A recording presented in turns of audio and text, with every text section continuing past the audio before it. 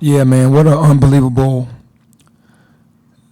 situation for us to be able to play a team of Virginia's magnitude at home.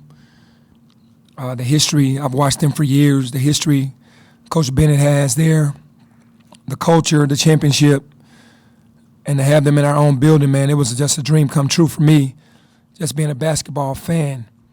And then secondly, to be able to score 77 points on a Virginia team, it just doesn't happen.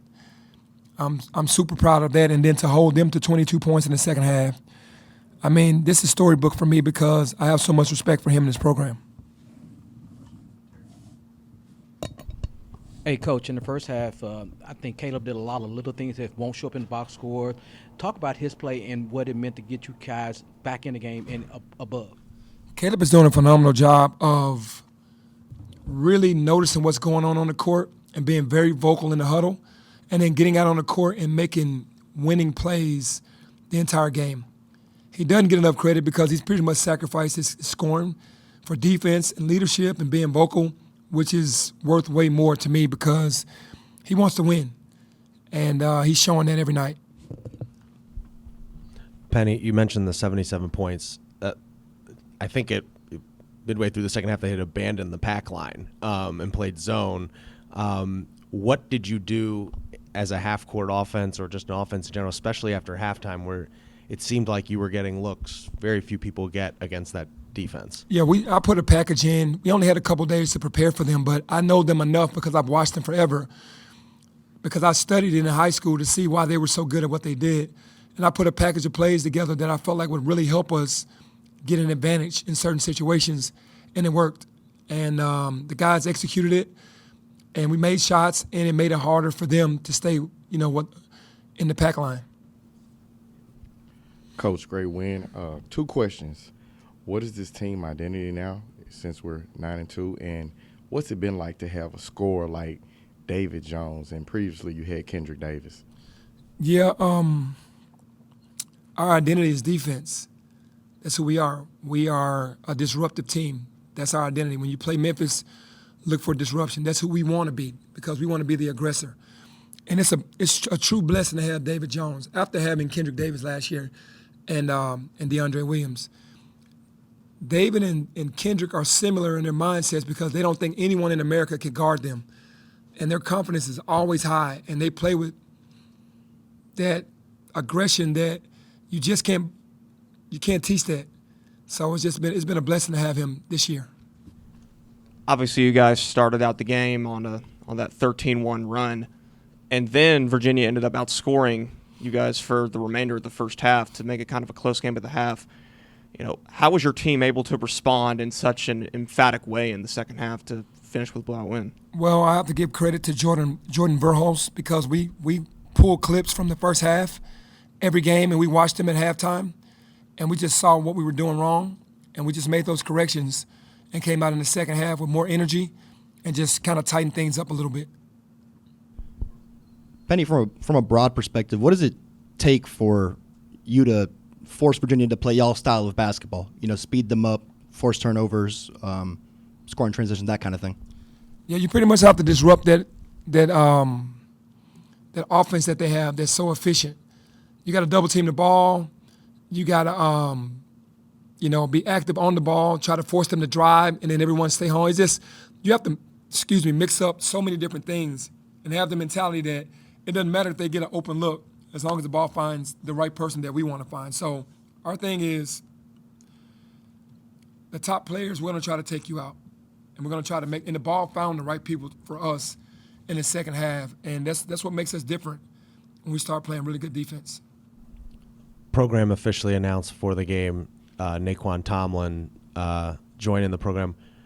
What will he bring? I mean, obviously you're rolling right now. What will he bring to the table as a player for this team moving forward? And what sort of, how are you going to integrate him into things now that he's here? Well, I'll talk defensively first. He can guard 1 through 5. He's a rim protector. He's an unbelievable rebounder. And then on the flip side of it, he's a playmaker. He's a rim runner. He gets out and he flies. He can make plays, and he can shoot. So for me, you just put him out there and then let him get his feet wet, and then we just work around him. He'll know what we like to do, and the guys will talk him through it because we have a great group of guys that will talk him through it. I think he's naturally given talent, will just take over in areas. Do you think like Vanderbilt game he could play? If he's eligible to play, he's going to play in the Vanderbilt game for sure. And then what does this mean for Jordan Brown moving forward, and what is his current status? I don't know. We have not turned the page, so I really don't know. I don't know what that means for Jordan.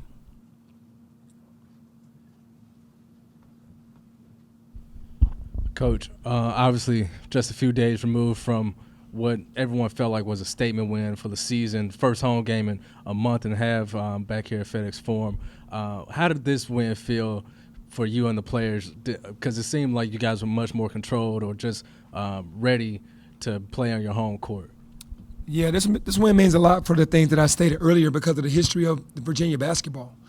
I mean, when you think about Virginia, you think about defense, you think about winning, and to have a team that I can't say that barely knows each other, but we're not fully there yet to compete against a team like that and win a game of this, on this level and how we did it. Pretty impressive win. Then, first win, obviously being ranked two ranked teams in this building. Do you guys even care about rankings at this point? No, we really don't. We love the respect and the disrespect because it keeps us going. The respect is, hey, thank you. The disrespect is like, okay, that's fine as well.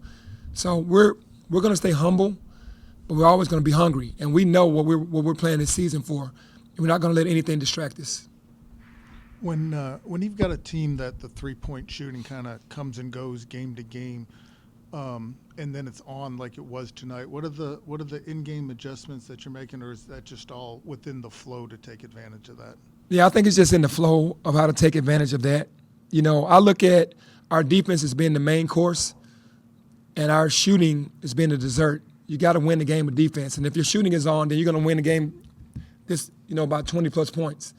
Defensively, you can travel with that, and you can win games whether it's by 1, 2, 3, 4.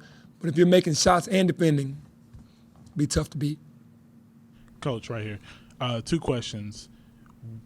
The energy, the crowd, everything was basically the same in this game compared to the Clemson game, but what was the biggest takeaway for you in this game? The biggest takeaway is that, man, we have the energy back in the city. We have the energy back in the building. Just knowing that we haven't scratched the surface yet and we're only going to get better. Man, this is feeling really good. And to answer your question, the biggest takeaway is we have a good opportunity to do something special by watching tonight's game. And my next question is, there was a moment towards the end of the game where Jaquan Walton went back to the locker room. What's his status or anything that we know of about why he went to the locker room? I didn't know why he left the court. I didn't ask the trainer. And when I went in the back, he wasn't really ailing or getting any treatment. Could have tweaked an ankle, or it wasn't anything major. So his status is good to go right now for Saturday.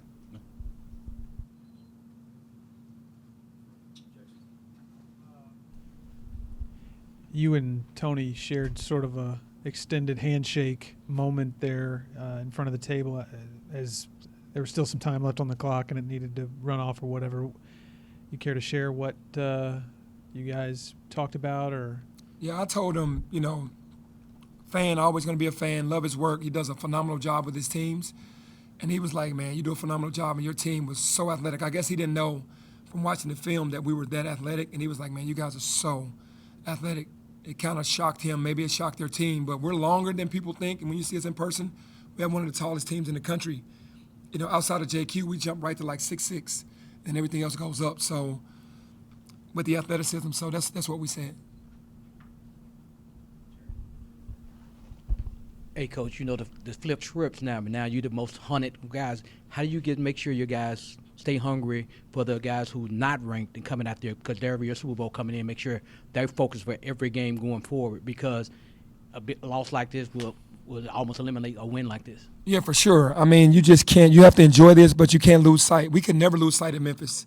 We just can't, because we know if you let your guard down, then, you drop, you get, people, it just gets really ugly for us. So what makes us guard against that is because we're awake. We know that. And Vandy is very capable, because I've seen Jerry win some games on the road that most people didn't have him winning, and he'll win. He'll use motivation, and at any given time, these guys can get hot. So We have to prepare for them. We're going to enjoy this tonight, but we're going to have tomorrow off. Start Thursday preparing for them and be as serious about them as we've been about any team this year. You mentioned earlier that Naquan Tomlin's basically going to play as soon as he's eligible. Are there any concerns there that he could end up being rushed into the system too quickly, or do you think he's got that under No, it control? doesn't. Because he plays doesn't mean he has to play 20, 30 minutes. Even if it's just to get his feet wet, a couple minutes, just to get that energy. He hadn't played a game in a while. And I'm going to go off his flow. I'm not rushing him out there. If he says he's not ready Saturday, he won't play Saturday. He's like, give me another week. We'll give him another week. This isn't about rushing him back. And just what do you think of, I guess, the impact that he's going to make? How important is he going to be to this team down the stretch? That's yet to be seen, but with his talent, you can say he's going to make a huge impact from what we know he's done already, his body of work that has already. Penny, obviously y'all have come a long way, aside from the court too, like in terms of chemistry and coming together. With Naquan Tomlin not being in the mix, how do you expect that to go? I think you got to know Naquan just from being around him the last couple of days. He's going to do whatever it takes. If he just has to go out there and rebound and block shots, that's what he'll do. If he has to go out there and post up and make plays, that's what he'll do. If he has to guard 1 through 5, he's just willing to do whatever we need him to do, and that's a beautiful thing. How have the guys kind of embraced him so far? Oh, they love it. I mean, they love him because he's just such an easygoing guy. And I asked him how was he doing. He was like, we've been bonding, we've been talking. So he's flowed right in, especially coming in right now. He's flowed right in.